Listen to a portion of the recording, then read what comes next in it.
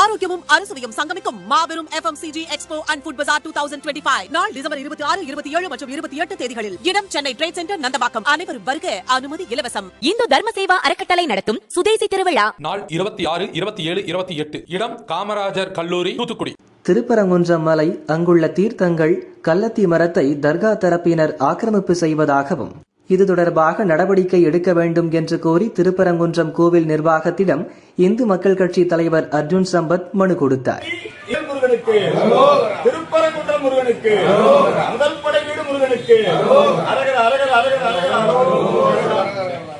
பின்னர் மலை மீது உள்ள காசி விஸ்வநாதர் கோவிலுக்கு தரிசனம் செய்ய போலீஸ் பாதுகாப்புடன் மலையேறி சென்றார்.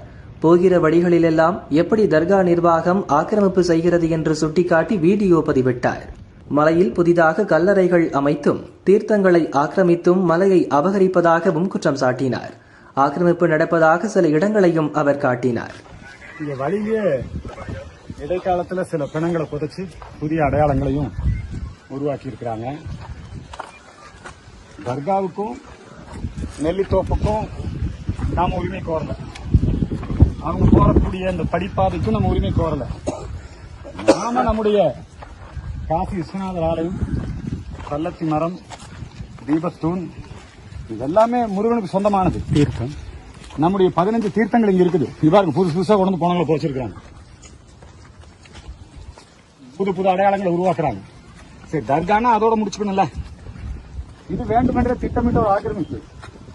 இன்னும் நான் உங்களுக்கு மிக முக்கியமான ஒரு செய்தி சொல்றேன். இடைக்காலத்துல ஒரு குறிப்பிட்ட காலகட்டத்தில் பாகிஸ்தான் கொடி ஏத்துனாங்க. அது மட்டுமல்ல, மேல அவங்க வெடிகுண்டு சோதனைகள்லாம் நடத்தினாங்க.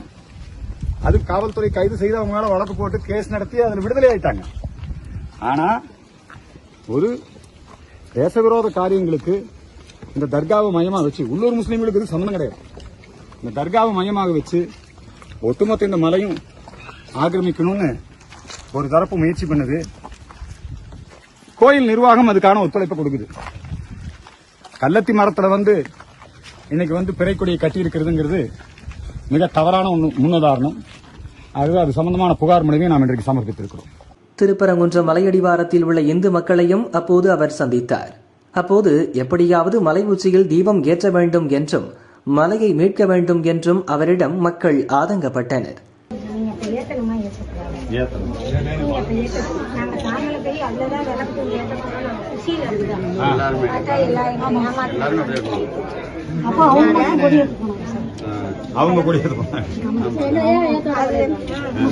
முன்னதாக செய்தியாளர்களை சந்தித்த அர்ஜுன் சம்பத் ஆக்கிரமிப்பு பற்றி ஆவேசமாக பேசினார்.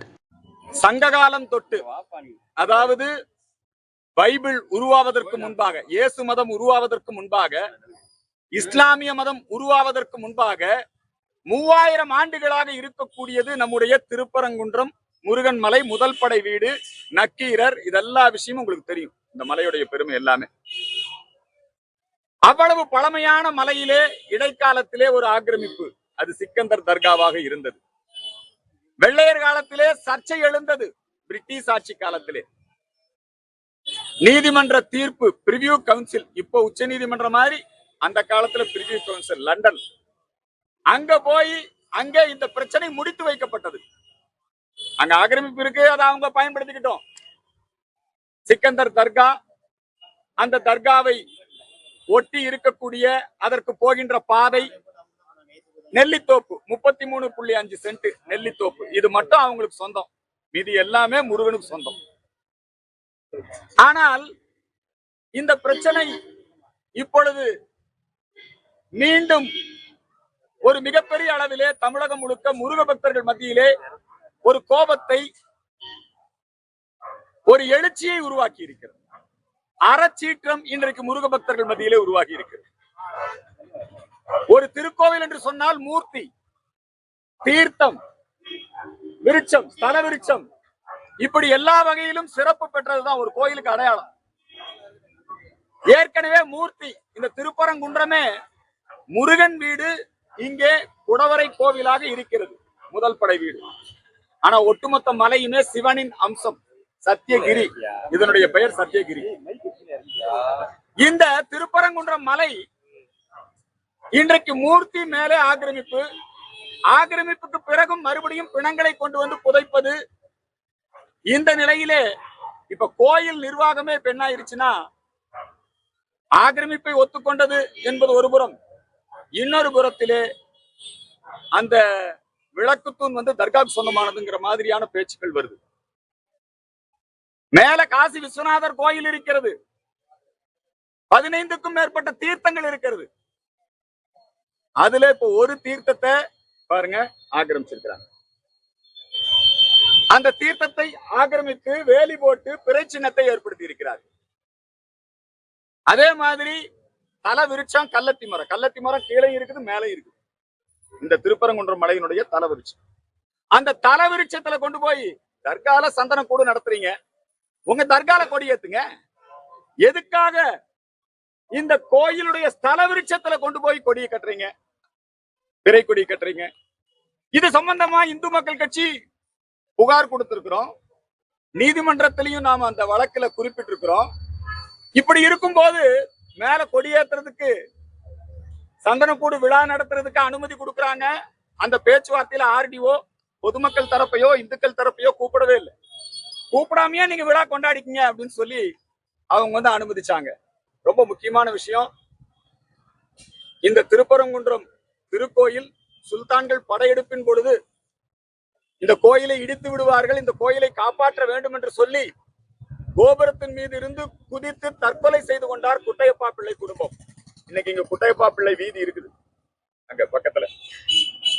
அவங்க வைராவி வகைராக்கள் என்று அழைக்கப்படுகிறார்கள். அந்த குடும்பத்திற்கு இந்த திருக்கோயிலுடைய அந்த உரிமைகள் எல்லாம், அந்த குடும்பத்திற்கு மரியாதைகள் எல்லாம் இருக்கிறது.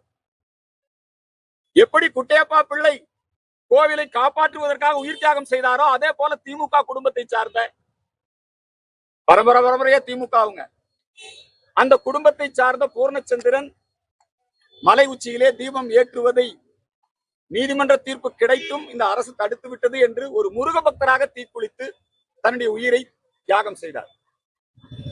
திமுக இருந்து ஒரு இரங்கல் அறிக்கை இல்ல, அஞ்சலி தெரிவிக்கல. 1 கோடி இந்துக்கள் திமுக இருக்கிறாங்க, நாங்க தான் முருக பக்தருங்கிறாங்க. உன் கட்சி தொண்ட முருக பக்தர் இறந்து போயிட்டான், ஆறுதல் சொல்ல வரல, கலெக்டர் வரல, மந்திரி வரல, அந்த குடும்பத்துக்கு உதவித்தொகை இல்ல, அந்த குடும்பத்துக்கு அரசு சார்பில் உதவித்தொகை இல்ல.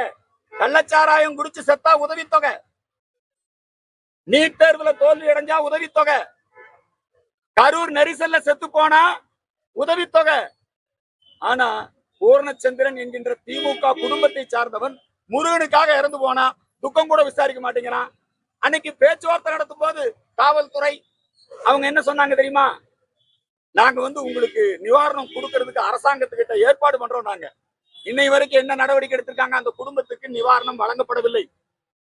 பூர்ணச்சந்திரன் குடும்பத்திற்கு அரசு வேலை வழங்க வேண்டும், பூர்ணச்சந்திரன் குடும்பத்திற்கு நிவாரணம் வழங்க வேண்டும் என்கிற கோரிக்கையை இந்த நேரத்திலே நாங்கள் மீண்டும் வலியுறுத்துகிறோம். அதே போல பாரதிய ஜனதா கட்சியுடைய எம்பிக்கள், நாடாளுமன்ற குழு இங்கே திருப்பரங்குன்றத்துக்கு வர வேண்டும். கரூர் நெரிசல் சாவுக்கு நாடாளுமன்ற குழு வந்தது, விசாரிச்சாங்க. பிஜேபி சார்பில் நிதி உதவியும் பண்ணாங்க. நம்முடைய நயினார் நாகேந்திரன் அவர்களும் பாரதிய ஜனதா கட்சியுடைய நாடாளுமன்ற உறுப்பினர்களும், ஏன்னா இந்தி கூட்டணி திமுக கம்யூனிஸ்ட் நாடாளுமன்ற உறுப்பினர் எல்லாம் போய் தீமை ஏத்தலான்னு தீர்ப்பு கொடுத்த நீதிபதியை டிஸ்மிஸ் பண்ணணும்னு இம்பீச்மெண்ட் கையெழுத்து போடுறான். அப்ப பிஜேபி எம்பிக்கள் ஒரு குழுவாக இங்கே வந்து பூர்ணச்சந்திரன் குடும்பத்தை சந்திக்க வேண்டும், இந்த பகுதியிலே ஆய்வு மேற்கொள்ள வேண்டும். பூர்ணச்சந்திரன் குடும்பத்தை சார்ந்த அந்த குடும்பத்துக்கு மத்திய அரசு வேலை வாய்ப்பு வழங்க வேண்டும். இந்த கோரிக்கையை பிஜேபிக்கு நாங்க வந்து இந்த நேரத்தில் முன்வைக்கின்றோம்.